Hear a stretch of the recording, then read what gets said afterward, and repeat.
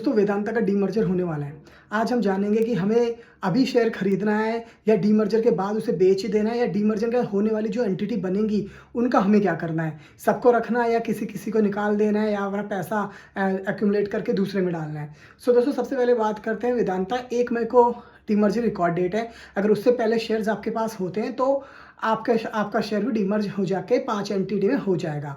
तो जो 5 एंटिटी होने वाली है उनकी वैल्यूएशन की बात करें पहले। तो दोस्तों जो मेन एंटिटी है वेदांता लिमिटेड इसके अंदर सिर्फ रह जाएगा जिंक और कॉपर, जिसकी वैल्यूएशन बताई जा रही है 2,87,000 करोड़। दूसरी एंटिटी बनेगी एल्यूमिनियम जिसकी वैल्यूएशन है 1,63,700 करोड़। पावर की 5800 करोड़, ऑयल एंड गैस की 17,200 करोड़ और स्टील की 4400 करोड़। अब जानते हैं इसमें से फायदेमंद बिजनेस कौन सा है और कौन सा बिजनेस बनेगा वेल्थ क्रिएटर। सो दोस्तों अगर आप एक एक करके देखें तो अगर आपके पास वेदांता का एक शेयर है तो आपको हर एंटिटी एक एक शेयर मिलेगा। ओके, तो जो वेदांता के एक्चुअल प्राइस है शेयर का भी वो डिवाइड हो जाएगा 5 एंटिटी में।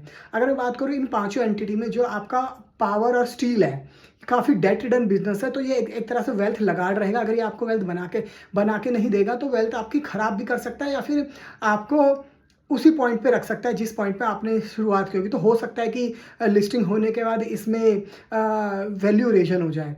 और रही बात ऑयल गैस और एल्यूमिनियम, ये बड़े वैल्यूएबल बिजनेस है तो इनको प्रीमियम मिल सकता है स्टॉक मार्केट जब डीलिस्ट होंगे।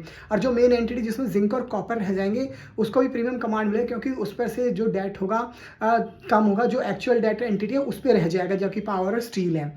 अब अगर बात करूँ मैं टोटल मार्केट कैपिटल जो वेदांता की अभी टोटल मार्केट कैपिटलाइजेशन है वो अगर इन पांचों एंटिटी वैल्यू जो मैंने बताया इनको क्लब कर देंगे उससे कम है अभी, तो यानी कि वैल्यू अनलॉकिंग होना तो कंफर्म्ड है। और लेकिन अब जब डीमर्ज हो जाएगा तो मैं ऐसा करूंगा, जैसे मेरे पास भी वेदांता के शेयर, तो मैं क्या करने वाला हूँ, मैं स्टील और पावर को बेच के जब डीमर्ज हो जाएगी मैं अपना पैसा डाइवर्ट करूंगा एल्यूमिनियम ऑयल गैस या जो मेन एंटिटी रह जाएगी जिंक और कॉपर वाली। साथ ही साथ दोस्तों जो मेन एंटिटी रहेगी इसमें जिंक और कॉपर है उसकी वैल्यूएशन अभी तकरीबन 2,27,000 करोड़ बताई जा रही है। एक्चुअल उसकी वैल्यू बहुत ज़्यादा है क्योंकि ये जो मेन एंटिटी हिंदुस्तान जिंक का शेयर भी होल्ड करती है। 60% शेयर्स का जिंक हिंदुस्तान जिंक का है। ओके, तो उस हिसाब से देखा जाए तो अराउंड 1,00,000 करोड़ का और वैल्यू एडिशन इसमें आप कर सकते हैं। तो मेरे हिसाब से आपको शेयर अभी तो नहीं खरीदना चाहिए। अगर ऑलरेडी आपके पास है तो आप होल्ड रखें। डीमर्जर के बाद आप कुछ दिन रुकें और जो आपकी पावर स्टील वाला अगर उसमें अच्छा वैल्यू मिलता है उसमें से आप निकलें। और अगर आपको डिविडेंड चाहिए तो आप एल्यूमिनियम या ऑयल गैस में लगाएं उस पैसे को या फिर मेन एंटिटी में ही इन्वेस्ट कर दें। तो ये रहेगी वेदांता की डीमर्जर की स्ट्रेटेजी। आपको इन्फॉर्मेशन अच्छी लगी तो दोस्तों के साथ शेयर कर, चैनल को सब्सक्राइब करना ना भूलें। धन्यवाद।